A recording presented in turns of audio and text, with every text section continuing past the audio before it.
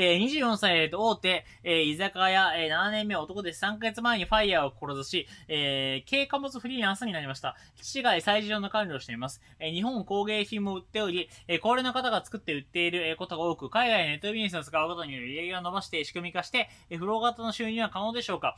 プラスで35歳から40歳で6000万ため、いい人がいればアーリーリタイアして物価の安い国でのんびり暮らしたいと思いますが、どう思いますかってことなんですが、結論から言います。6000万程度でアーリーリタイアできるんだったら、苦労しないですね。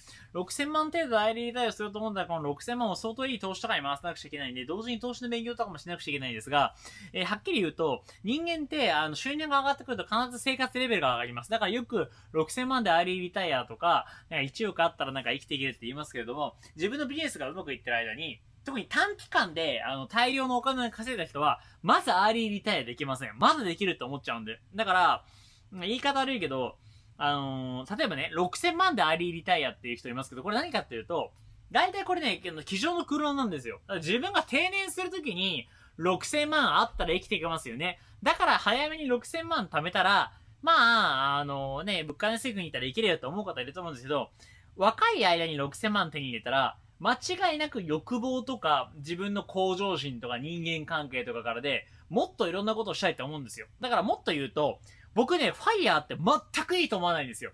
全然魅力を感じないです。なんでかっていうと、だって皆さん自分がこれから100年時代とか言ってて、100歳以上まで生きるわけですよ。アーリーリタイアしてさ、50年間投資で生きていけます？ 6000 万で50年生きていけます？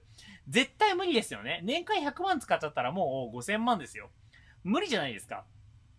だから、アーリーリタイアってすごい、手のいい自己啓発の亜種みたいな感じで、言われてますけれども、あれはね、相当賢く、投資で回せて、かつ、本当自分の生活レベルを一切上げないってことができる人ならいいと思います。ただ、もう本当今35歳から40歳からいで6000万貯めるみたいな風に、サクッと若い時に金を稼ごうと思ってる人は、間違いなく生活レベルが上がります。だって想像してみてくださいよ。皆さんが1年で、5000万とか6000万稼いだとしましょう。急に今年より皆さん6000万稼いだとしましょう。どうなります？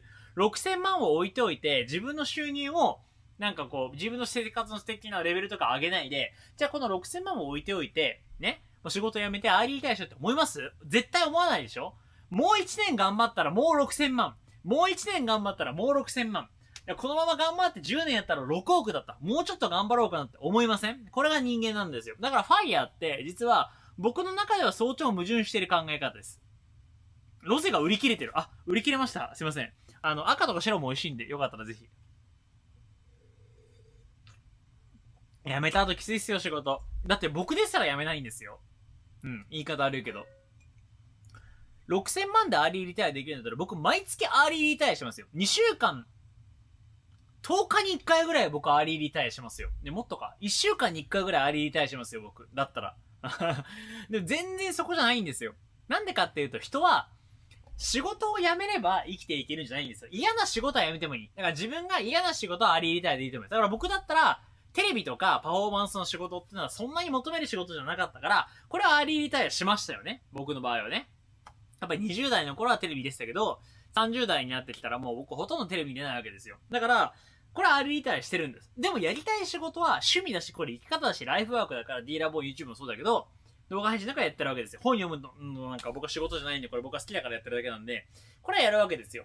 こういうことです。つまり仕事の中で自分が一生やりたいものを見つけて、それをやっていくのが幸せなこと。で、やりたくないことを切っていって、ある意味アーリーリタイアするのが大事なことと。で、この、ほとんどの人が自分が一生続けたいっていう仕事に出会うっていう一番幸福なことができていないから、アーリーリタイア、嫌な仕事を辞めることに憧れるんですよ。ただ、アーリーリタイアした後、皆さんを待ってるのは、物足りない、張り合いがない、達成感のない、そして自分の未来が、もう資産が減っていくだけっていうほとんどの人はね。そういうアーリーリタイアなんだ。だからアーリーリタイアのですね、流行っている現代っていうのは、僕は結構闇が深いと思います。はい。だからアーリーリタイアなんかを考える暇があるんだったら、もうちょっと若いんだし、可能性にチャレンジしたら、うん。別に6000万貯めてアーリーリタイアだと思うんだったら、全然できますよ。で、アーリーリタイアしたところでリタイアして何やりたいんですか？うん。僕それに一番聞きたいんですけど、僕どうせリタイアしても本読んでるんだから今と変わらないわけですよ。リタイアしてさ、マニタイズ一切諦めてさ、やりたいことなんか皆さんあるんですか？逆にあったらすごいと思うけど、僕ないよ。うん。人間ってやっぱり自分がやってることが世の中のためになってるというか、誰かを助けてるってこの感覚が最高の喜びなんですよ。なんかそれがなくなってね、毎日サーフィンしたりとかさ、毎日ゴロゴロネットフリックス見たりとかさ、楽しいかもしれないですよ。一年で飽きますよ、そんなもんは。うん。張り合いがない人生ほど生きる価値がない人生はないですから。この張り合いが他人に強制されてるものなのか、自分から求めてるものなのかの違いなんですよ。他人に強制されてる仕事はアーリーリタイアしたらって話です。はい。だからアーリーリタイアってね、もうだから僕から言わせてもらうとファイヤーもアーリーリタイアもそうだけど、自己啓発の足ですよ。言ってしまったら。うん。これで働かなくても一生楽に生きれますよって。いうね。絵空事ですよ。人間の欲望は果てしないし、人間は行動心があるんです。アーリーリタイアできるようになったら、嫌な仕事はリタイアして、自分がやりたいと思うことにですね、意識を傾け続けるんですよ。だってさ、上場企業のトップの社長とか見てごらんなさいよ。もう、ね、資産さ、1000億とか2000億とかある人が必死こいて働いてるんですよ。新しいことにチャレンジしてるんですよ。そういうことよ。はい。切り抜きいかがだったでしょうか。この動画の概要欄の方から今なら僕が作った D ラボ動画配信サービスですねの無料の体験リンクと僕のオーディオブックが無料で弾けるリンク入ってます。よかったらぜひチェックしてみてください。さらにチャンネル登録のもお忘れなく。それではバイバイ。